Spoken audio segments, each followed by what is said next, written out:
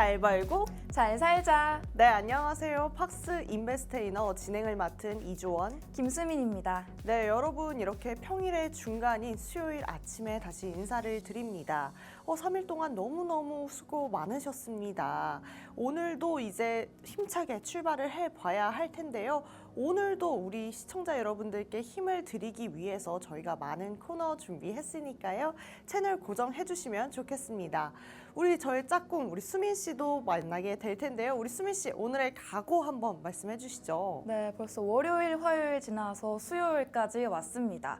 이 수요일이 어떤 요일이냐? 바로 수요일엔 수민이죠. 이 수요일에 놓칠 수 없는 수민이 시간 2부에 네. 또 준비가 되어 있으니까요. 네. 끝까지 시청해 주시면 좋겠고요. 저희가 매번 이렇게 알찬 경제 소식들로 찾아뵙고 있는데 우리 시청자분들이 재밌게 보고 계신지 정말 궁금한 것 같습니다. 오늘도 알찬 소식들로 준비했으니까요. 끝까지 시청해 주시기 바라고요. 우리 주원 씨, 오늘 수요일까지 다가왔는데 네. 오늘 컨디션은 좀 어떠세요? 수요일은 수민이죠 하니까 저도 뭐 주요일 이런 거 만들고 싶은데 한번 생각 있으신 분들은 주요일 한번 같이 네. 놀아보는 거 어떤가 싶습니다. 저의 각오 같은 경우에는 우리가 종목 이야기부터 경제 지시까지 또 핫 이슈까지도 말씀드리고 있잖아요. 이 시간 동안 우리 시청자 여러분들과 함께 자신감을 좀 얻어가자, 이렇게 각오를 이야기할 수 있겠습니다. 네, 자신감 얻어가는 우리 주원 씨의 각오부터 이렇게 알찬 코너들까지 소개를 해드렸는데요. 네. 다음으로는 우리 주원 씨가 국내 네. 증시 브리핑 준비해 주셨죠? 네, 맞습니다. 오늘 시장 좀 예상도 하고 대비도 해보려면 어제 시장 굉장히 중요하겠죠. 수급별로도 좀 보고 종목별로도 보도록 하겠습니다. 어제 시장 같은 경우에는 코스피, 코스닥 모두 빨간불 켜며 상승 마감했는데요. 코스피부터 먼저 보도록 하겠습니다. 코스피 0.39% 상승한 2770선에서 마감했습니다.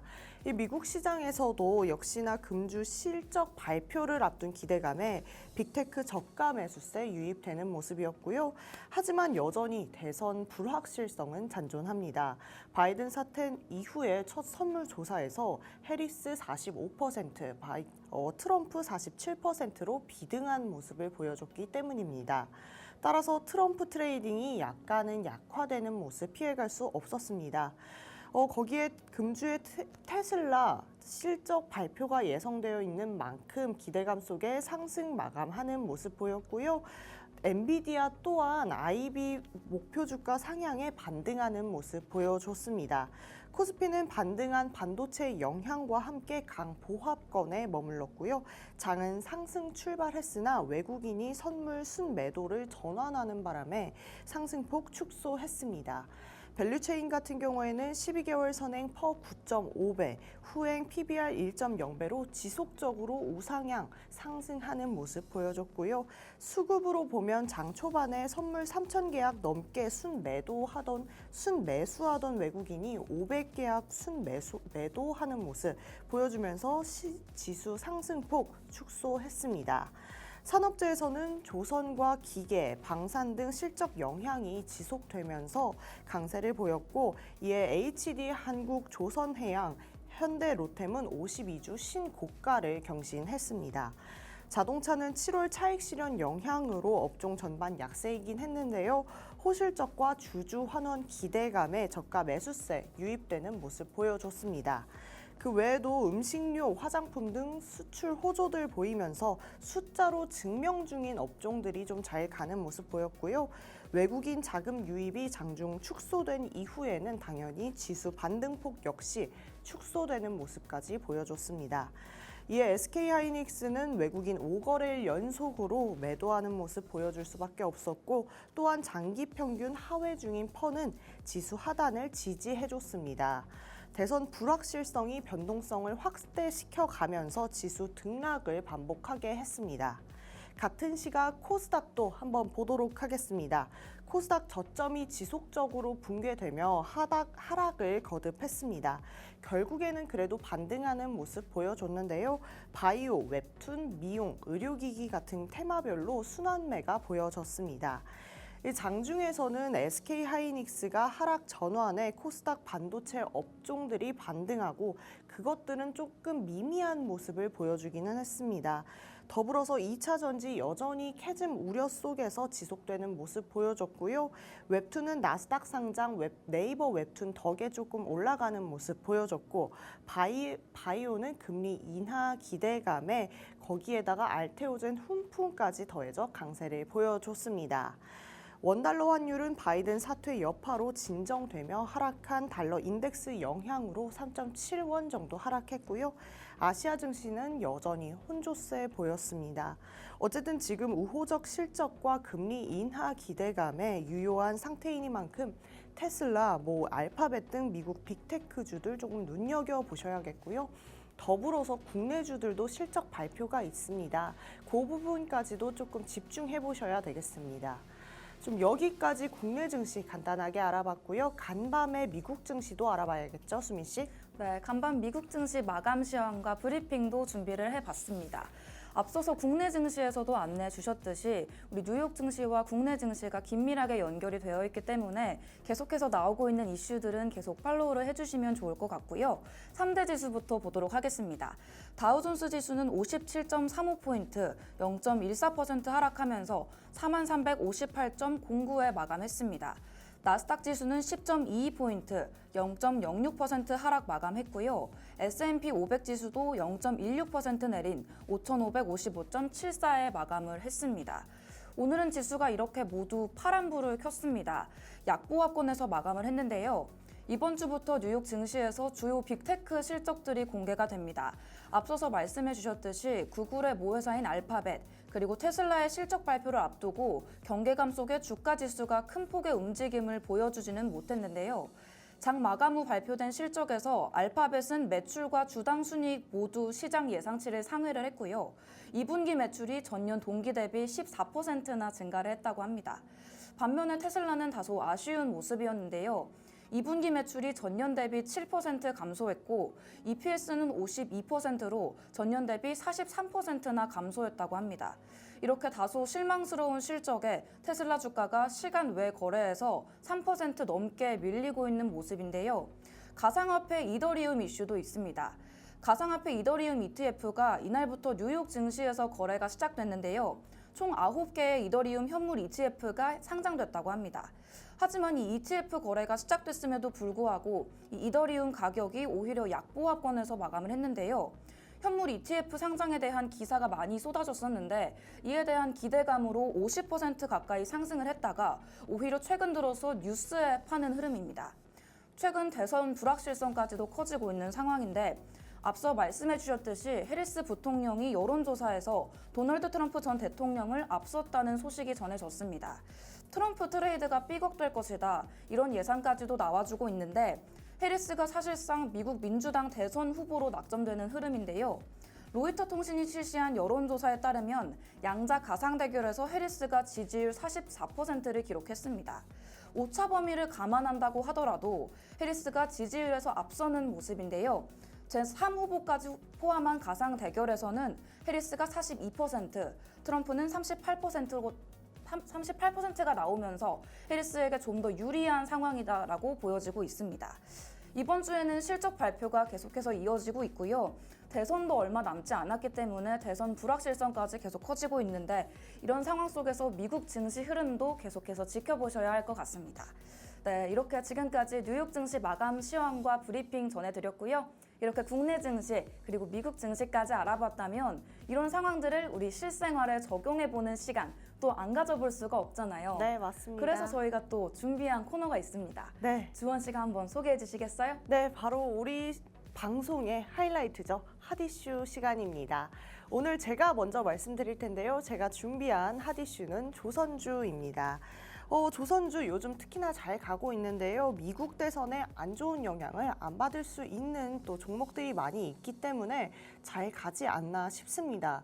요 조선주에 대한 이야기는 저희 방송에서도 한 4월부터 말씀드렸던 것 같은데 조선주가 잘 갈 만한 이유들은 굉장히 많았기 때문에 요것들 이슈 잘 체크하시면서 계속해서 관심 가지면서 시장에 들어가셨던 분들은 지금 좀 수익화 잘 시켜보지 않았을까 예상해봅니다. 조선주의 호재는 어쨌든 저희가 예상했던 부분인데 트럼프 전 미국 대통령 재집권 수혜인 우크라이나 재건 그리고 가상화폐 조선업 관련주는 부상하고 반면에 반도체 2차 전지 자동차는 약세를 보이고 있죠. 여기에 바이든 대통령의 후보직을 사퇴함까지 더해지면서 트럼프 트레이드가 더욱 뜨거워진 상태입니다. 이 트럼프 트레이드에 HD 현대중공업 그리고 삼성중공업 등 주요 대형주들의 신고가가 경신한 가운데 조선업의 장기 호황이 지속될 것으로 보입니다. 조선업 대상주인 HD 현대중공업은 올해 저점이었던 지난 2월 이후 주가가 60% 이상 반등했고요. 이를 따라서 HD 한국 조선해양 그리고 삼성중공업이 2월 이후까지 그리고 한화오션 등까지 다른 조선주 역시 일제히 반등하는 모습 보여줬습니다. 이에 더불어서 조선 기자재들도 함께 잘 가줄 예정이니까요. 이 조선 관련주들 저희와 함께 보시고 이번 기회에 관심을 좀 가져보시면 어떨까 싶습니다. 어쨌든 조선주가 하반기 국내 증시 주도주로 꼽히면서 올해 들어서 슈퍼사이클에 대한 기대감까지도 커지고 있는데요. 끝없이 오르는 신조선가 국내 조선사에 말려드는 발주의 낮은 원화값까지 조선주에 유리한 환경이 조성되고 있습니다. 조선업 사이클 기대감이 커지는 이유 중에 하나는 앞서 말씀드린 것처럼 신조선가 지수인데요. 신조선가 지수는 1998년 기준 전 세계 선박 건조 가격을 100으로 잡고 그 이후 선박 가격을 비교하는 지표입니다. 그런데 이 지수가 180을 넘은 건 전 사이클이 도래했던 2008년입니다. 이에 최근 선박들이 교체 시기가 좀 도래한 모습을 볼 수 있겠고요. 그런 것까지 더해서 실적까지 좋았다고 말씀드릴 수가 있겠습니다. 결국 지금 시장에서 실적이 가장 중요한 건데요. 이 부분을 간과하고 투자를 하셨다가 많은 손해를 보신 분들이 좀 계시기도 합니다. 그렇기 때문에 시장에 들어가실 때에는 이 실적 꼭 확인하셔야 한다는 점 기억하시기 바랍니다. 이렇게 어쨌든 변동성이 가득한 시장 속에서는 견조하게 수익을 지켜줄 만한 것은 실적이라는 점을 간과하시면 안 된다는 점 다시 강조드리겠습니다. 이렇게 조선주가 실적도 보장됐을 뿐만 아니라 견조한 업황도 조선주 강세에 힘을 실어주는데요. 홍해 사태 이후로 장기화로 해운 운임의 강세가 지속되면서 해운사들의 선박 수요가 높아지는 상황입니다.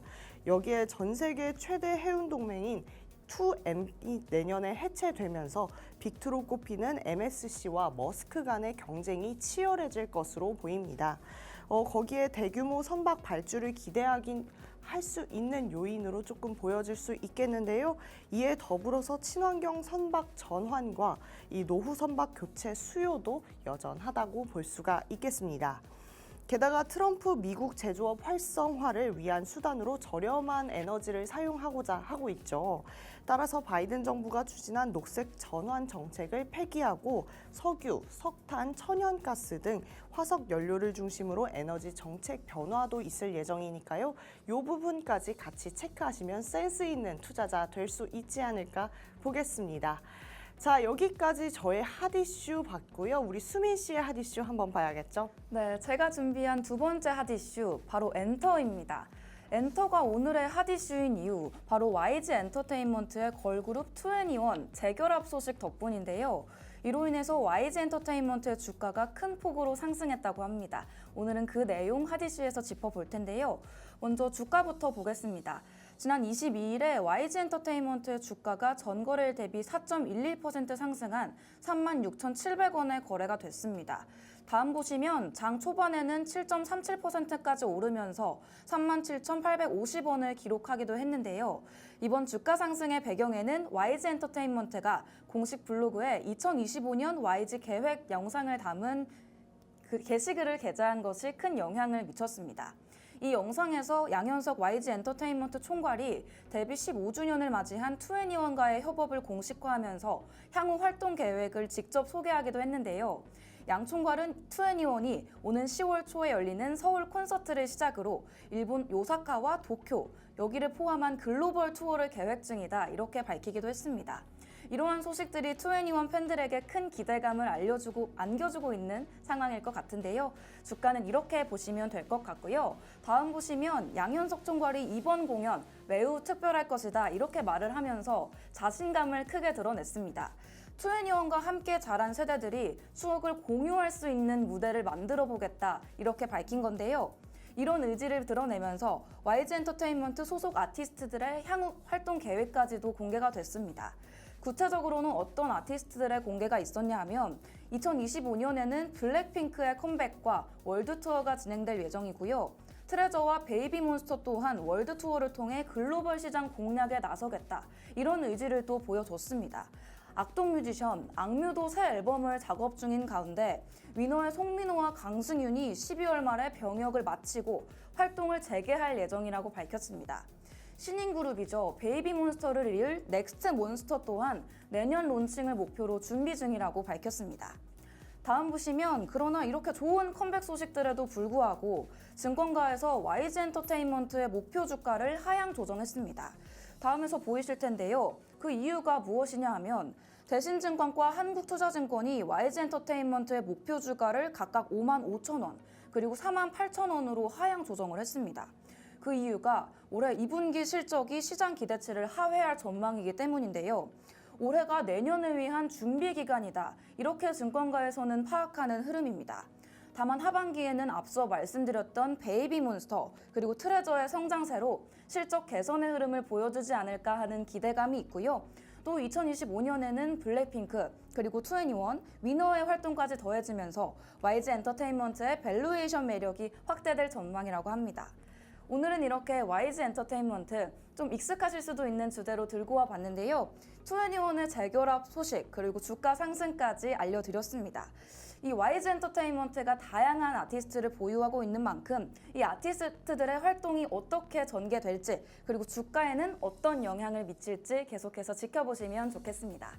오늘 주원 씨의 핫이슈 조선부터 저의 핫이슈 엔터까지 알아봤는데요. 그럼 이제 정말 우리 실생활에 핫이슈 적용해보는 시간까지 가져보면 좋을 것 같은데 주원 씨가 우리 생활 속의 경제 이야기 준비해 주셨잖아요. 네, 맞습니다. 이번 시간에는 여러분도 이제는 조금 기다리고 계실까요? 생활 속의 경제 이야기 시간입니다. 조금은 모호하고 어려운 경제 용어들을 정확하게 풀어서 이해하는 시간입니다. 제가 처음부터 이제 설명해드리도록 하겠습니다. 네. 리스크와 수익률의 관계입니다. 리스크와 수익률의 관계는 금융투자에서 가장 기본적인 개념 중에 하나입니다. 간단히 말해서 리스크가 클수록 잠재적인 수익도 커진다.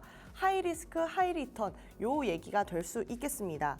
예시로 고위험 투자, 벤처기업의 투자에서는 빠르게 성장할 가능성은 있는데요. 동시에 실패할 가능성도 크겠죠. 예를 들어 테슬라가 초기 단계에는 많은 리스크를 안고 있었지만 성공하면서 엄청난 수익들을 우리 투자자들에게 안겨주었잖아요. 반면에 저위험 투자로는 정부 채권이 있습니다. 정부 채권은 정부에서 발행하는 채권으로 비교적 안전한 투자로 여겨집니다. 예를 들어 미국 국채는 세계에서 가장 안전한 투자로 간주되면서 수익률은 낮지만 굉장히 안정적이다라고 말씀드릴 수 있겠습니다. 네, 우리 주원 씨가 이렇게 리스크와 수익률에 대해서 알려주시고 미국 국채까지 짚어주셨는데요. 제가 다음으로 준비한 것은 주식시장의 작동 방식입니다. 이 주식시장, 말 그대로 주식이 거래되는 장소인데요. 여기서 판매되는 주식의 가격이 수요와 공급에 의해서 결정됩니다. 주요 주식시장에는 뉴욕 증권거래소와 나스닥이 있다는 거 우리 시청자 여러분들은 아실 것 같은데요. IPO, 기업 공개에 대해서도 설명을 드려보려고 하는데 이 IPO는 기업이 처음으로 주식을 시장에 발행하는 과정을 의미합니다. 예를 들어서 페이스북이 2012년에 IPO를 통해 상장했다는 점을 들 수가 있는데 처음 주식을 공개하면서 큰 주목을 받았었죠. 기업이 자금을 조달하기 위해서 주식을 발행하는 이 과정이 바로 기업 공개가 되는 겁니다. 또 이 주식을 사고 팔 수 있는 곳, 증권사가 있겠죠. 판매되는 주식의 가격이 해당 기업의 실적, 그리고 경제 지표, 시장 분위기 등의 영향을 받아서 변동한다. 이 점을 알아두시면 좋을 것 같습니다. 혹시 주원 씨, 네. 그럼 이 경제 지표를 볼 수 있는 방법이 따로 네. 준비되어 있을까요? 네, 맞습니다. 기업의 재무제표를 보면 볼 수 있겠습니다. 재무제표는 기업의 재무 상태와 경영 성과를 보여주는 문서입니다. 주요 재무제표로는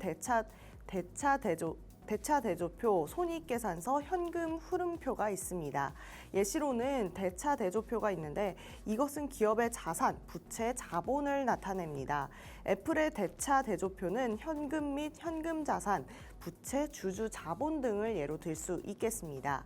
또 손익계산서가 있습니다. 일정 기간 동안 수익과 비용을 나타내는 건데요. 예를 들어서 아마존의 손익계산서에는 매출, 영업이익, 순이익이 포함될 수 있겠죠. 마지막으로는 현금 흐름표입니다. 현금의 유입과 유출을 나타내는 부분인데요. 예를 들어서 구글의 현금 흐름표에는 영업 활동, 투자 활동, 재무 활동 등 이것들에 따른 현금의 흐름이 기록된다고 볼 수가 있겠습니다. 네, 우리 화요일 방송 보신 분들은 아실 것 같은데 또 이렇게 쉬운 내용들 전해드렸다면 오늘은 또 좀 더 깊이 있는 단어들까지 알려드렸던 시간인 것 같습니다. 네. 이렇게 심화된 이야기까지 준비를 하고 있는데요. 저희 방송 꾸준히 시청해주신 분들이라면 여기까지는 쉽게 이해하지 않으셨을까 이런 생각이 드는 것 같습니다. 주원 씨, 네. 2부로 넘어가기 전에 네. 저희와 방송 이외에도 함께 할 수 있는 공간 소개 한번 해주시겠어요? 이거 비싼 건데 제가 네. 알려드릴까요, 지금? 그럼 한 번만 알려주세요. 한 번만 알려드리도록 하겠습니다. 네. 지금 중앙 하단에 나가고 있는 이 QR코드 활용해 보시면 좋겠습니다. 제가 비싸다고 해서 돈을 받지는 않습니다. 그냥 비싼 정보고요. 이거 들어오시면 우리 이정호 멘토님께서 공략주부터 우리 종목 이야기까지 속속들이 해드리고 계시니까요. 이 시간 잘 활용해 보셨으면 좋겠습니다. 그동안 궁금했던 종목 이야기들도 여기서 상담해 보시면 되니까요. 편한 마음으로 한번 들어와 보셨으면 좋겠습니다. 자, 그럼 이제 우리는 2부에서 다시 만나도록 해야겠죠? 네. 그때까지 채널 고정! 고정.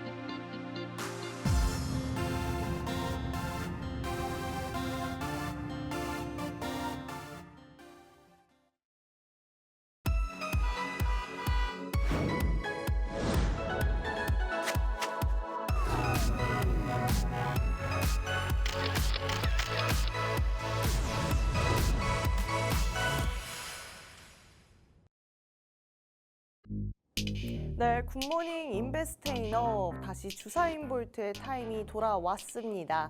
오늘은 또 어떤 특별한 이야기와 또 퀴즈들이 준비되어 있을지 기대해보면서 시작하면 좋겠습니다. 오늘 조선주에 대해서 조금 더 얘기를 해보려고 하는데요. 조선주 종목들이 가장 궁금하실 것 같습니다. 어떻게 보면 좀 어렵기도 하고 좀 들어가기 마음도 좀 쉽지 않은 종목들이 아닌가라고 생각을 해보는데요. 오늘은 요것들 속속들이 좀 파헤쳐보고 따로 공부해보지 않았더라면 몰랐던 이야기까지도 저희가 오늘 알려드리도록 하겠습니다. 거기에 마지막에는 뭐 3가지 종목, 우리 3대 기업들을 좀 비교해가면서 이곳들의 행보가 어떨지까지 한번 예상해보고 비교하는 시간도 가져보려고 하니까요. 조선주 관심 있었는데 아직 들어가지는 못했다 하시는 분들은 더 집중해보시면 좋겠습니다. 바로 시작해보도록 하겠습니다. 첫 번째는 한화오션입니다. 한화오션은 선박과 수상 부유 구조물 건조업을 하고 있고요. 본사는 경남 거제시에 있습니다. 1993년 선박 수주 세계 2위를 달성하고 대한민국 최초로 전투 잠수함인 장보고급 잠수함을 건조하기도 했습니다. 이에 좀 고전을 겪고 있다가 나중에 2023년 3분기에는 흑자 전환에 성공했습니다. 무려 12분기 만에 흑자였는데요. 다만 2023년 3월 영업 흑자 전환은 해양 플랜트 관련 총단급 삽입이라는 일회성인 요인도 있기는 했습니다.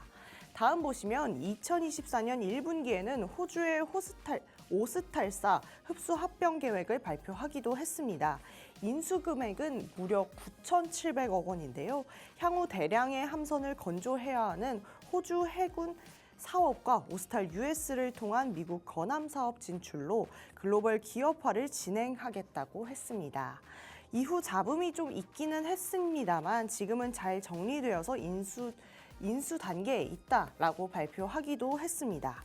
더불어서 이 한화오션은 미 해군 함정 MRO 사업에 본격 진출을 하기 위한 교도부를 발표하기도 했는데요. 어쨌든 한화오션은 미국 해군 보급 체계 사령부와 함정 정비 협약을 체결했다고 22일 밝혔습니다.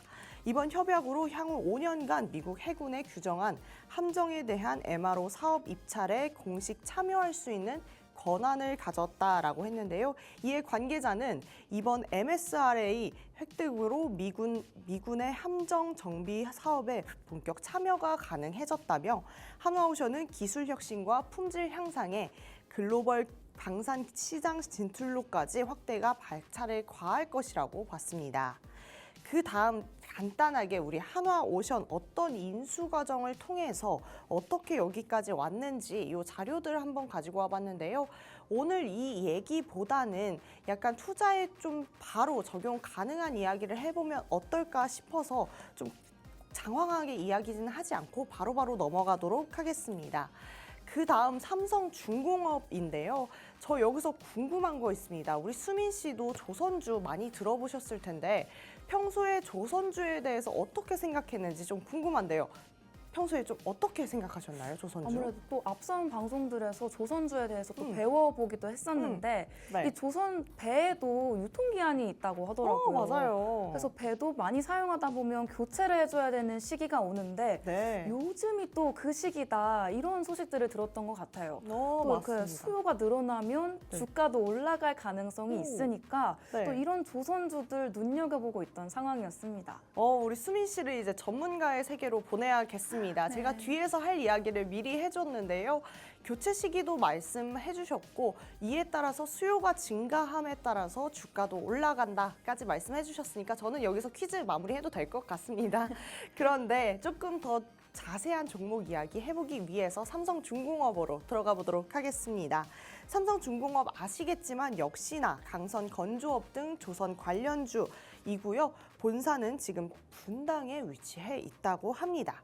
그 다음 보시면 삼성중공업으로 가장 많이 아실 만한 이슈는 2007년에 있었던 원유 유출 사건이죠. 이 당시에 어떤 상황이었는지 우리 시청자 여러분들께서도 굉장히 잘 아실 거라고 생각합니다. 저도 이때 당시에 굉장히 어린 나이기는 했는데요. 그때 당시에 그쪽으로 봉사를 가시는 분들도 계셨고 뉴스에 굉장히 이 소식이 즐비하게 나왔던 이야기가 기억이 납니다. 하지만 이 시간을 딛고서도 우리 삼성중공업 우리 국내 조선주 3개의 강한 기업으로 꼽힐 만큼 많이 성장했다라고 볼 수 있겠습니다. 그래서 다음 종목으로 그냥 넘어갈 건데요. 이 삼성중공업에 대한 이야기는 뒤에 세 개의 기업을 비교할 때 더 깊이 이야기 다룰 거니까요. 아쉬워하지 마시고 바로 다음 종목 넘어가도록 하겠습니다. 다음으로는 바로 HD 한국조선해양인데요. 뭐 주가 그래프만 봐도 웅장한 그래프를 보여주고 있고 이 기업 규모로도 굉장히 압도적인 기업이 아닐까 싶습니다. 이 기업은 현대중공업이 대우 조선해양을 인수하면서 2019년 6월에 설립한 중간 지주회사입니다. 현대중공업의 주주총회에서 물적 분할과 이 신설법인 명칭이 결정되기도 했는데요. 저는 처음에 HD만 보고 현대를 떠올리기는 했는데 현대가 어쨌든 HD를 넣으면서 자기네들의 특징을 더 넣은 건 아닌가라는 생각을 해보기도 했습니다. 그 다음 보시면 HD 한국조선해양은 지금 이 슈퍼사이클이 도래하면서 가장 많이 언급되고 있습니다. 사실상 많은 수혜도 있고요. 많은 언급이 되면서 많은 기업들의 좋은 소식까지도 보내주고 있습니다. 증권가에서까지 이 목표 주가를 상향 조정하면서 이 모습들이 올해 수주 목표를 이미 초과 달성한 이 기업은 2026년까지 매번 선가를 높여가면서 수주를 했다. 요 점을 조금 더 좋게 봐줄 수 있을 것 같습니다. 그렇다면 이제부터는 세 개의 기업을 본격적으로 좀 비교를 해봐야겠죠. 매출액으로 봤을 때 HD 한국조선해양이 가장 높습니다. 그 다음으로 뭐 삼성중공업, 한화오션 순으로 있는데요. HD 한국조선해양은 다만 조선, 뭐 해양 플랜트, 엔진, 그린에너지 사업까지 같이 포함한 매출액이고요. 삼성중공업은 조선과 토건이 포함되어 있습니다. 여기서 보면 이제 한화오션만 오로지 배에 관한 수출로만 이야기를 했다라고 보셔도 되겠습니다. 뭐 매출로만 보면 한국조선해양이 압도적이긴 합니다만 영업이익을 보면 삼성중공업이 가장 높죠. 이유는 다른 두 기업에 비해서 차별화를 두고 있다라고 볼 수 있겠습니다. 천연가스, 채굴, 정제, 액화, 저장까지 할 수 있다는 점을 이유로 들 수 있겠는데요. 철강제의 가격이 차지하는 비중이 굉장히 크지 않아서 원자재 가격이 상승하는 것을 조금 덜 영향을 받을 수 있다라고 합니다. 그렇다라고 하면 수주 현황도 볼 수 있겠죠. 수주 현황 보도록 하겠습니다. 단연 한국조선해양이 수주가 가장 많고요. 그 다음으로 삼성중공업, 한화오션 순으로 있습니다. 한화오션이 수주가 약간은 상승세 둔화하긴 했지만 조선 슈퍼사이클이라고 말할 만할 것 같습니다. 재무 상체를 좀 보도록 하겠습니다. 재무 상체 보면 한국조선해양을 제외하고도 부채 비율이 굉장히 높은 편입니다. 삼성중공업이 높고 현금 비중을 낮은 것을 조금 확인할 수 있겠고요. 한화오션은 한화그룹이 이 대우조선해양을 인수하면서 유상증자 중 재고가가 차지하는 비율이 가장 많다라고 볼 수가 있겠습니다. 아마도 적자 선박을 좀 제외하고 나온 그래프 같습니다. 그 다음을 보시면 주가를 모아서 보면 2024년 2월 이후 주가가 급격하게 상승했습니다. 6개월보다 최소 30% 이상 발전을 한 건데요. 수주 잔고 실적들과 비교해서 굉장히 계속해서 함께 주가가 상승했다라고 볼 수 있겠습니다. 그리고 뭐 최근에는 트럼프 트레이드까지 수혜로 작용하면서 이 주가가 급등하는 게 당연하지 않나라고 볼 수가 있겠습니다. 조선에 대해서는 어쨌든 조금 어려운 감이 없지 않아 있기는 했습니다. 계속해서 뭐 조선을 들어는 가고 싶은데 조선이 잘 나갈 거라고 하는데 어려워서 못 들어가셨던 분들 오늘 어차피 이렇게 뜯어서 보니 뭐 여느 기업과 다를 바 없는 기업이지 않을까 싶습니다. 그렇기 때문에 너무 긴장하지 마시고요. 조선 지금 잘 가고 있다라는 것은 좀 알아두셨으면 좋겠습니다. 더불어서 이렇게 변동성이 큰 시장보다는 우리가 좀 안정적인 시장 들어가고 싶잖아요. 그래서 개인적으로 생각을 좀 말씀드리자면 조선에 대해서는 조금 어려울 것 같다 하시는 분들은 MSCI 지수 편입 기대감과 LS 전선의 9,400억 규모의 미국 생산 시장 투자 결정까지도 이 모멘텀이 굉장히 좋고 그리고 업황까지도 좋기 때문에 이 주가가 잘 지지받고 있다. 그래서 개인적으로는 이 조선도 좋지만 전력기기도 좋다라는 이야기 해드리고 싶은데요. 이 전력기기가 중장기적으로 모멘텀 잘 가져갈 예정이니까요. 이것까지도 좀 알아가시면 좋지 않을까 싶습니다. 오늘 조선주 제가 최대한 이렇게 쉽게 간단하게 이야기해봤는데 우리 수민 씨의 이야기 안 듣고 넘어갈 수가 없겠습니다. 우리 수민 씨 오늘 퀴즈도 많지 않았고 했는데 네. 조선주 이야기 좀 어떻게 들어보셨어요? 또 주원 씨가 너무 쉽게 설명해 주셔서 옆에서 정말 열심히 듣고 있었는데 네. 이 조선주가 주제지만 이 마지막에 핫한 섹터까지 알려주시니까 정말 좋은 것 같아요. 저희가 QR에서 안내드리는 정보만큼이나 네. 이 생방송에서 주원 씨가 주시는 정보들도 정말 알차다 이런 생각이 드는 것 같습니다. 네, 너무 감사하네요. 이렇게 수민 씨가 다음 차례를 또 준비하고 있는데 수민 씨도 꽤 알찬 소식들 많이 가지고 오거든요. 그렇기 때문에 바로 수민 씨 나옵니다. 그때까지 채널 고정.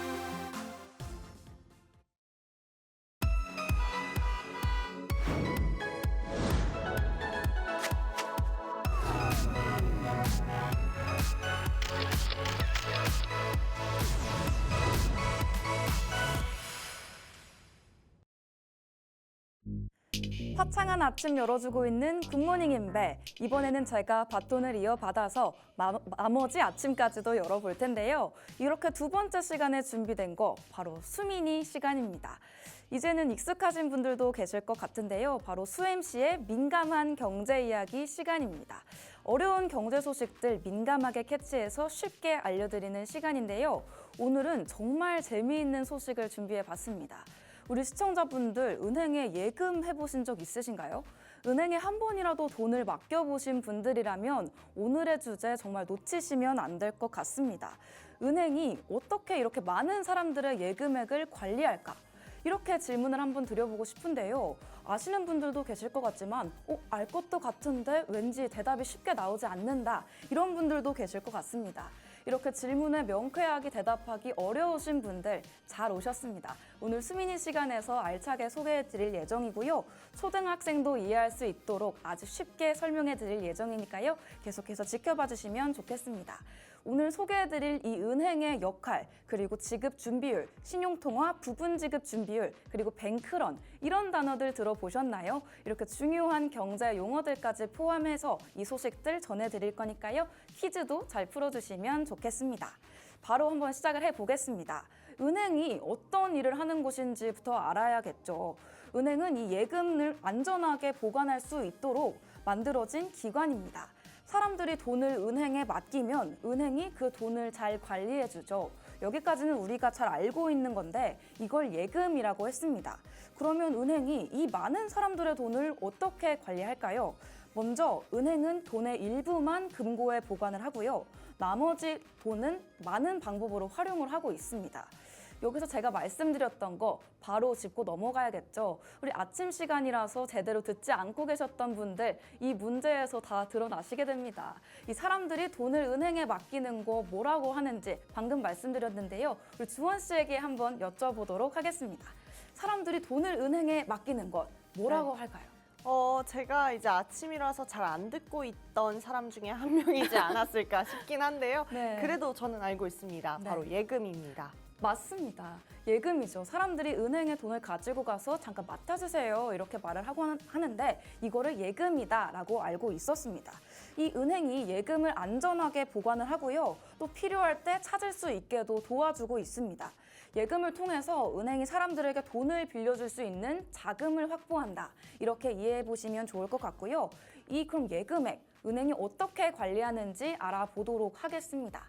이 은행, 남은 돈의 활용 방법이다. 이렇게 주제를 달아봤는데 대출이 이자를 통해서 수익을 내고요. 이 이자, 돈을 빌릴 때 내는 값이다. 이렇게 세 가지로 준비를 해봤습니다. 앞에서 이 남은 돈을 활용한다고 알려드렸었는데 이제 이 남은 돈의 활용 방법을 자세히 알려드려 보도록 하겠습니다. 이 은행이 예금액의 일부는 금고에 보관을 하고요. 나머지 돈은 사람들에게 빌려주기로 하는데요. 이렇게 돈을 빌려주는 걸 대출이라고 합니다. 은행이 대출을 통해서 이자를 받고 있죠. 이 이자가 돈을 빌린 사람이 추가로 내는 돈을 의미하는데 쉽게 말하자면 우리가 돈을 빌릴 때 내는 돈의 값입니다. 우리가 물건값을 지불한다고 하잖아요. 우리가 돈을 빌릴 때도 돈값을 지불을 하게 되는데 그게 이자다라고 이해를 하시면 쉬울 것 같습니다. 은행이 이렇게 받았던 예금액을 모두 금고에 보관하지 않고 일부만 보관하는 이유가 있습니다. 바로 부분 지급 준비율 덕분인데요. 은행이 예금된 돈의 일부만 준비금으로 보관하고요. 나머지는 대출로 활용을 합니다. 여기서 지급 준비율이라는 개념이 나오게 되는데 이렇게 예금액이 있었다면 나머지는 대출에 활용을 하고 일부만 떼서 준비금으로 활용을 하게 되는 겁니다. 은행이 예금액 중에서 얼마를 준비금으로 보관해야 하는가? 이 파란색 네모죠. 준비금을 얼마 보관해야 되는가를 나타내는 비율이 정해져 있게 되는데 예를 들어서 지급 준비율이 10%라면 은행이 예금된 돈의 10%만 준비금으로 보관하고요. 나머지 90%는 대출 등으로 활용을 할 수가 있게 됩니다. 숫자로 예를 들어보면 쉬우니까요. 예를 들어보자면 예금액이 100만 원이었다. 이렇게 따지면 은행은 그중에 10%, 10만 원만 가지고 있게 되고 나머지 90만 원은 또 다른 사람에게 빌려주게 되는 겁니다. 이렇게 숫자로 예를 들어보니까 이해가 좀 되셨을지 궁금한데요. 그렇다면 두 번째 문제입니다. 은행이 예금된 돈의 일부만 준비금으로 보관을 하고 나머지는 대출 등으로 활용하는 걸 의미하는 말, 뭘까요? 아까 그 전에 나왔었는데요. 네. 부분 지분율? 아깝습니다. 부분 지급 준비율인데요. 네. 말 그대로 부분을 지급하는 준비율입니다. 우리가 예금에서 우리가 돈을 찾으러 오는 사람들에게 돈을 돌려줘야 하잖아요. 네. 그러니까 부분을 떼서 지급을 할 수 있도록 준비를 해놓는다. 그 비율을 말하는 게 부분 지급 준비율이다. 이렇게 이해를 해보시면 좋을 것 같습니다. 아직 설명드리지 않은 내용이라서 조금 네. 어려웠을 수도 있을 것 같은데 네. 바로 다음에 또 설명이 나오는데요. 이 부분 지급 준비율이 은행이 예금된 돈의 일부만 준비금으로 보관을 하고요. 나머지는 대출 등으로 활용하는 것을 의미를 합니다. 은행이 더 많은 돈을 대출해 줄 수가 있고 이를 통하면 경제가 활발해지는 효과까지 누려볼 수가 있다는 점 설명을 드려보도록 하겠습니다. 이렇게 은행이 부분 지급 준비율을 사용하는 이유, 이런 이유가 있을 텐데요. 바로 경제에 도움이 되기 때문입니다. 은행이 대출을 많이 발행을 해주게 되면 사람들이 쉽게 돈을 빌릴 수가 있고요. 그 빌린 돈으로 집을 사거나 사업을 시작할 수도 있겠죠. 이렇게 돈이 잘 돌아가는 상황이 만들어지면 경제 또한 같이 활발해지게 됩니다. 하지만 이 부분 지급 준비율에는 위험도 있는데요. 이렇게 일부만 준비를 하고 있는 거기 때문에 만약에 많은 사람들이 한꺼번에 이렇게 은행으로 내 돈 찾아주세요 하고 방문을 하게 되면 이런 상황이 이 은행이 준비한 돈을 다 써버릴 수가 있겠죠. 아무래도 100만 원을 예금을 했는데 은행이 10만 원씩만 가지고 있었다 보니까 100만 원 다 주세요 하면서 이렇게 많은 사람들이 방문을 하게 되면 은행이 지급할 여력이 없어지겠죠. 이러한 상황을 들어서 뱅크런이라고 합니다. 이 뱅크런이 발생하게 되면 은행이 돈을 빌려준 사람들에게 돈을 돌려줄 수가 없게 되겠죠. 이런 뱅크런이 발생하지 않도록 은행이 항상 충분한 준비금을 보유하고 있어야 합니다. 그래서 중앙은행이 은행을 도와주기도 하는데요. 중앙은행이 돈을 더 발행하거나 은행에 돈을 빌려주면서 이 금융 시스템을 안정화시켜주는 역할을 합니다. 벌써 세 번째 문제입니다. 복수 퀴즈 세 번째 문제인데 우리 시청자분들 잘 따라오고 계신지 궁금한데요. 많은 사람들이 한꺼번에 돈을 찾으러 와서 은행이 돈을 지급하지 못하게 되는 상황. 제가 방금 세 글자 설명을 드렸던 것 같은데 우리 주원 씨에게 한번 여쭤보도록 하겠습니다. 네. 이 문제 정답 뭘까요? 네, 이거는 잘 맞출 수 있을 것 같습니다. 좀 기억을 이런 식으로 해봤는데요. 많은 네. 사람들이 우두두두두두 달려와서 네. 내던 내나 이렇게 은행에게 얘기하는 거니까 맞아요. 뱅크런이었던가. 맞습니다. 네. 우두두두 좋은 기업법인 것 같은데요. 은행으로 달려가서 많은 사람들이 모이게 되면 은행이 돈을 지급할 수가 없다. 이런 내용이었습니다. 네. 은행이 가지고 있는 준비금이 동나게 되면 이렇게 지급 여력이 없어지기 때문이겠죠. 이렇게 돈을 다 써버리게 되면 금융 시스템에 큰 혼란을 줄 수가 있기 때문에 은행이 항상 충분한 준비금을 마련해 둬야 된다. 여기까지 말씀을 드려봤습니다. 이 은행, 신용통화까지 얘기를 드려볼 텐데 이 은행이 사람들이 맡긴 돈을 관리할 뿐만 아니라 신용통화까지 만들어내고 있습니다. 이 신용통화에 대해서는 처음 들어보시는 분들도 계실 것 같은데 이 신용통화가 은행이 대출을 통해서 새롭게 만들어내는 돈을 의미를 합니다. 예를 들어서 은행이 100만 원을 대출해대게 되면 이 100만 원이 새롭게 만들어진 돈이 되는 겁니다. 우리가 예금액 100만 원을 받아서 10만 원만 가지고 있고 90만 원은 빼놓는다고 했었잖아요. 이렇게 빼놓은 90만 원들 사실은 나중에 돌려줘야 하는 돈인데 이 돈을 대출로 운용을 하게 되면서 실제로 시장에서 이용되는 돈이 되기 때문에 실제로 존재하는 돈, 신용통화가 되게 되는 겁니다. 존재하지 않는 돈임에도 은행에서 유출이 되게 되면서 실제 사용할 수 있는 돈으로 기능하게 되는 것을 의미를 하는 건데요. 이전에 표에서 보여드렸던 이 주황색 부분이 신용통화에 해당한다. 이렇게 안내를 드릴 수가 있을 것 같습니다. 이전의 그림에서는 대출, 이용 이렇게 표기를 해봤었는데 이제 신용통화라는 단어도 아셨으니까 준비금을 제외한 나머지 부분들은 신용통화다. 이렇게 이해를 해보시면 좋을 것 같습니다. 이 부분에서 중앙은행이 또 많은 역할을 하는데요. 금융 시스템의 안정성을 유지하기 위해서 중요한 역할을 해내고 있습니다. 이 중앙은행이 지급 준비율을 정하고요. 은행이 필요한 경우에는 돈을 공급해주기도 합니다. 이렇게 중앙은행이 경제를 안정시키는 역할들을 열심히 수행하고 있고요. 이렇게 신용통화와 중앙은행의 역할 덕분에 경제가 더 원활하게 돌아갈 수가 있습니다. 사람들이 돈을 빌려서 소비를 하고 또 기업은 투자를 하면서 경제가 원활하게 성장을 할 수가 있겠습니다. 이렇게 은행에 빚이 없다면 우리 경제가 돌아가지 않는다 이런 말씀을 드리고 싶은데 우리 이제 또 퀴즈도 놓칠 수가 없겠죠. 벌써 네 번째 문제입니다. 숨가쁘게 달려온 것 같은데 은행이 대출을 통해서 새롭게 만들어내는 돈을 의미하는 말은 뭘까요? 우리 주한 씨, 앞서 말씀드렸었는데 뭔지 기억나시나요? 네, 기억납니다. 참 우리 시청자 여러분 대신에 제가 여기 최전방에서 문제를 네. 맞추고 있는데 오늘은 좀 잘 맞추는 것 같아서 좀 뿌듯하기도 합니다. 네. 신용통화 아닌가요? 맞습니다. 정말 잘 맞춰주고 계신데 우리 시청자분들도 이렇게 이해가 잘 가셨을지 너무 궁금한 것 같아요.